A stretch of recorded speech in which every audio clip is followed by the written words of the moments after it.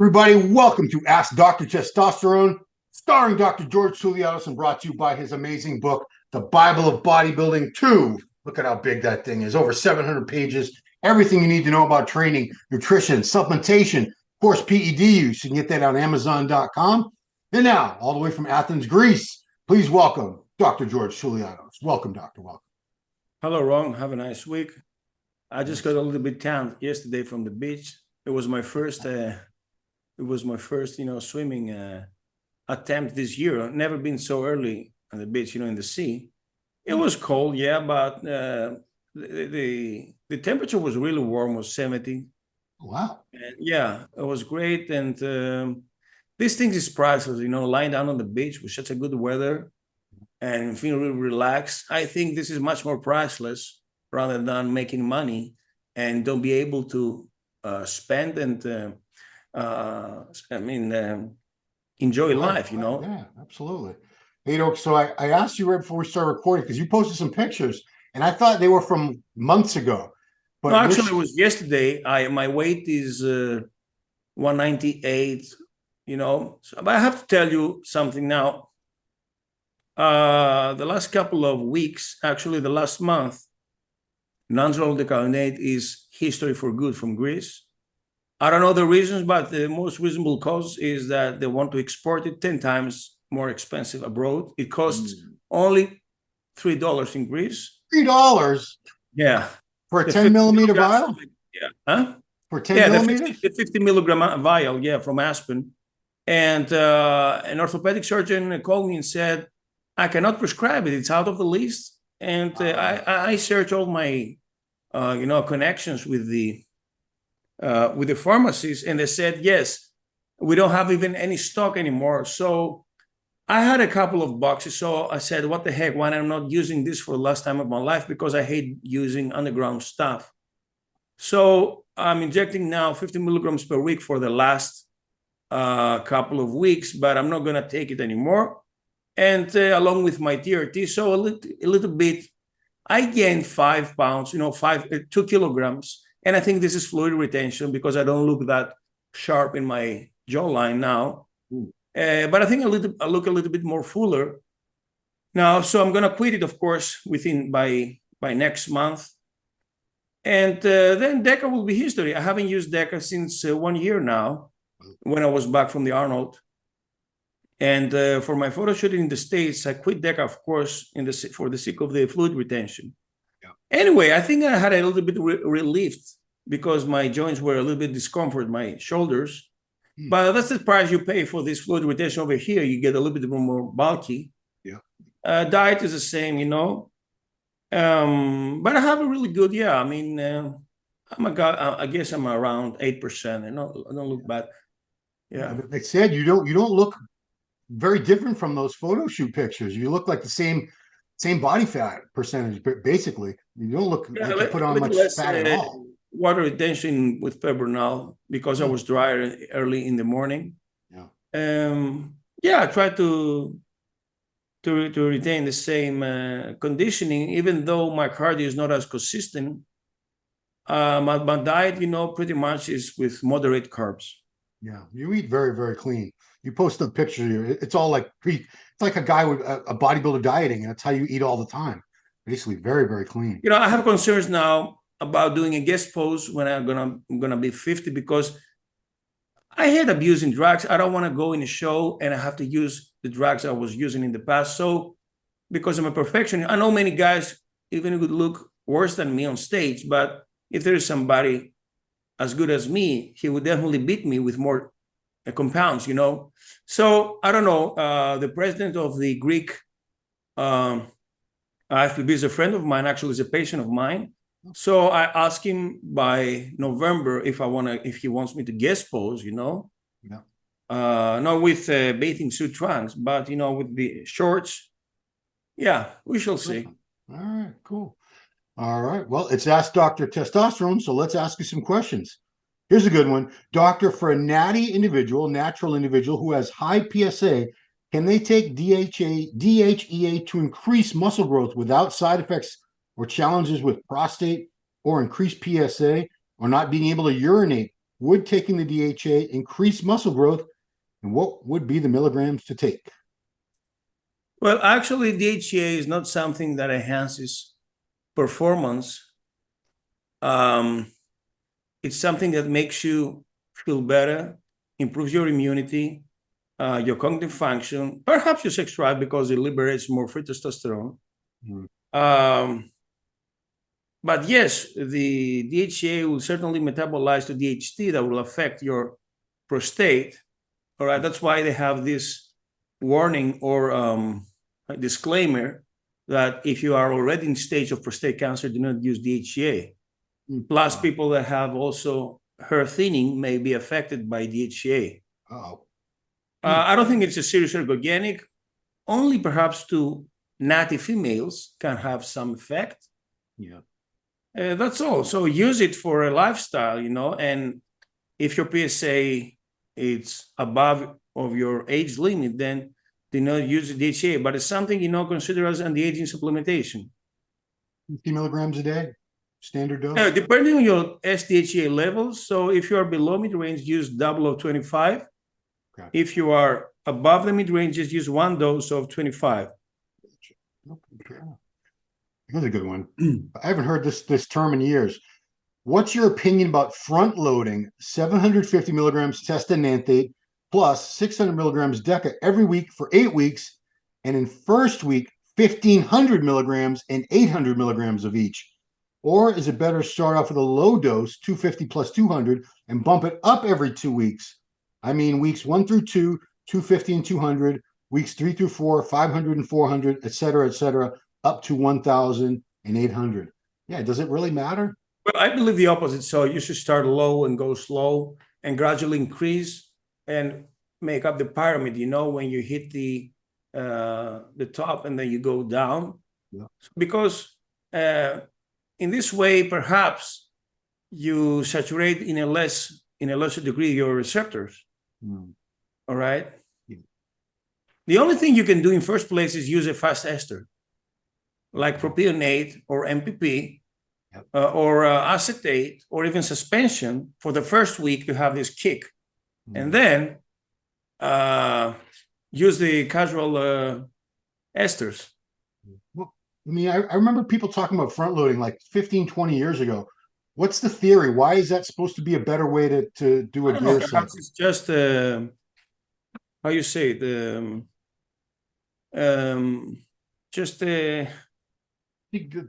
out of insecurity, but it's just a psychological thing, nothing else. Yeah, because you've talked about like with libido, it takes forever to get into the system.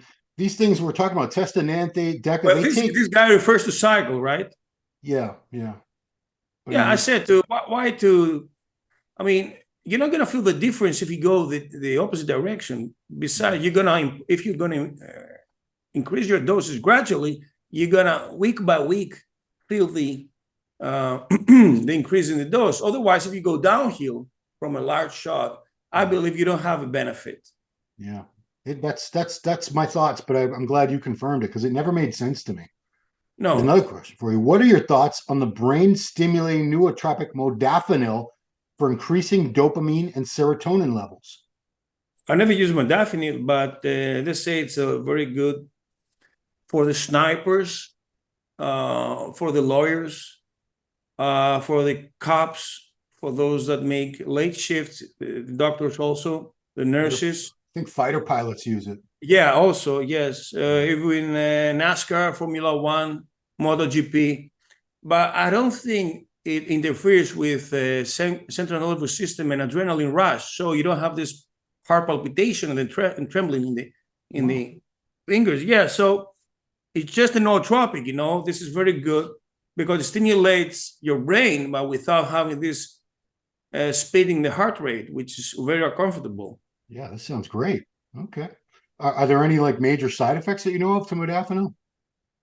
I think you can go insomniac. Wow, yeah. That would make sense. Okay. All right. So don't take it before bedtime, guys. I've heard about like soldiers, they use it to keep them awake for like 2 or 3 days. So exactly. And also the soldiers in Afghanistan, they used to take some pills that lead to constipation because they don't want to poop. And this is horrible. For 2 days, you don't go to the bathroom. And this is becomes toxic for your bowel. Yeah. But it's very convenient though, because you don't need to take a crap, you know. You know, I guess you don't have time in battle sometimes to go to the bathroom. But yeah, that's constipation is the worst. Oof. Sure, everybody out there has experienced that before. Speaking of constipation, I have a history of rectal colon cancer in my family, and I would like to ask the good doctor if he can recommend the best supplements for gut and colon health and how to avoid getting this awful disease later in life. I had my last colonoscopy 3 years ago, and everything is fine. I'm 39, 1.80 meters, 85 kilograms, on HRT, 250 milligrams a week. Blood tests are in range. Diet is not great. Sleep is not good either. I'm exercising 2 or 3 times a week. What dietary changes should I make to have a clean and healthy colon? Well, use fiber supplement in a powder that you dissolve it and you drink it really fast because it becomes like a glue. But also, if your diet is not good, this is horrible for your case. So eat a lot of greens, plenty of fiber, okay? Vegetables, also olive oil that lubricates the colon. Kiwi is a perfect also example of a fruit that cleans the colon, and drinks tons of water as well. Stop eating red meat, eat plenty of white meat and fish that are more plenty in water, you know, and consume starchy carbs like oatmeal, green, brown rice, black rice, red rice, and sweet potato. Yeah. I just want to add with the oatmeal, a lot of people tell me they're eating oatmeal, and I find out it's those little packets that are all flavored and it's really grind up fine. You want the ones with the flakes, the actual big flakes, the real oats. But sugar-free, you know, the one that are not persist. Yeah, in the U.S., we have a brand called Quaker Oats. They're the biggest producer of oats. And avoid white flour, white rice, white bread, white pasta, and regular potato. And if you want to eat fruits, never chop them out. I mean, you need to cover the fiber of the fruits always. Yeah. Apple and what do you call the other? Pears, oranges. Yes, exactly. You know, Evan sent upon years ago. We were filming for a workout or something, and I was following him around all day, and I saw him eat an apple, and he ate the whole thing, everything except for the stem. And from that, and he said, "Yeah, there's more fiber in there." And I'm like, "What happened to it?" I mean, he was very promising. He was third in the Arnold Classic. He was as big as Nick Walker. You know, he was the great promise of the East. 25 years old, huge gun, 25 inches. He won Night of Champ, New York Pro, and he beat he beat some really good guys in that show. Very good structure. Yeah. He kept getting injured. He tore his quad. I think he hurt his calf. He just had injuries. They added up, and he decided. He was from New York, right, or Boston? Connecticut. Connecticut, okay. Which is between. That's between. So we have Massachusetts, Rhode Island, Connecticut, New York, down all down as you're going south. And he was dealing with Universal, I remember. Yeah, he was with them for a long time. Yeah, great ads, great pictures. All right, we were talking about nandrolone before, so the next question is: can I take nandrolone for life and add it to my HRT protocol? I definitely want to avoid Deca dick and don't want to have libido issues at all. So what would a low dose of nandrolone look like? Well, I don't think the issue would be here, the Deca dick, but your cardiovascular issues. So for life is too much. You need to take care of your calcium score and your lipids and your blood pressure and your hematocrit. And I would think the most reasonable is, and the healthiest approach is to go on and off in microdosing of nandrolone, okay? It's something that assists and enhances the testosterone replacement therapy, but it's not something that you can stack it for life. Come on. Oh, geez, I've been doing that. Oh, well. Well, I think that the front line will take you off the Deca sometime, you know, because you cannot do a cycle with them. True. I mean, it's 280 and 200. I've been so far so good. I got to look at my latest blood work, but you know, I feel fine. Yeah, the blood work, I told you, Ron, it's in the surface. What lies beneath comes with the calcium score. You have to do this. You're 50, you're above 50, and you have been competing and using. So At least now in your 50s, do one calcium score. So I do. I mean, I do the calcium score every 2 years. I do echocardiogram every year. You've done once? What's that? You've done the calcium score in the past? It was a 9 the last time I did it. Oh, come on. So it's not 0, huh? No, it's not 0. It was like a 9. Yeah. But I've been on the statin ever since then, so it shouldn't be any. What about a stress test? Have you performed a stress test? Yeah, I did that last year. Yep, that came out very well. I mean, they're actually the nurses and everyone, they're astonished at how healthy I am considering everything I've done and still do. So, well, you don't smoke and you considerably eat healthy. You don't drink, and perhaps you have good genetics. Yeah. Oh, it's definitely a genetic thing. I would say do another one with Thomas. Okay. Yeah, he's over in Connecticut. All right. And our final question. I'm on 160 milligrams of cypionate a week, 80 milligrams twice a week, and 500 IU of HCG. I just had my blood work done, and my total test is 1,197. Free test is 298. SHBG is 25, and estradiol is 88. I'm having water retention and brain fog and wondering if I should take an aromatase inhibitor or should I lower my doses instead? Do you think my estradiol is too high? No, it's not high. It's proportional, but unless you don't have a touchy nipple, do not use anastrozole. In a way to avoid the anastrozole is lower your dose. You can go to 150 per week by microdosing 3 times of 50. And in this way, you're going to avoid the spiking and the aromatase inhibitor. All right. So from 160, go to 150, split it in 3 doses of 50 instead of using 160 plus anastrozole. Gotcha. Okay. Fair enough. Well, doctor, that's all the questions we have for now.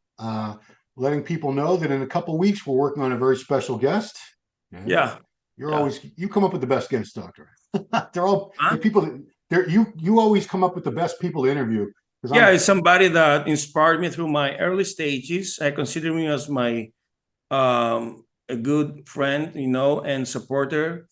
I'm a fan of his work. We have almost the same age, but he's a legend to me, and he's actually apart from bodybuilding and fitness model, photographer, and a writer. I cannot say more. He does it all. All right, so you guys are gonna have to guess. We'll tell you next week who it is. How's that? All right. Well, doctor, thank you so much. Pick up the doctor's book on Amazon.com, The Bible of Bodybuilding 2. Subscribe to the channel. If you like these videos, hit that thumbs up. Share these on your social media platforms, please. We appreciate that. Of course, turn on your notification bells. And Dr. George, thank you so much for doing this every week, sharing your knowledge and expertise with the people around the world who really, really need it. And I know they appreciate it. They tell you in the comments. And if you have comments, guys, for next week's show, leave them right there below. Or any comments in general. We love your feedback. So that's it. Thanks for watching Ask Dr. Testosterone with Dr. George Tsouliados. We'll see you next time. Hey, did you like that video? Smash that like button, subscribe to MD, and please comment down below. Thanks for watching.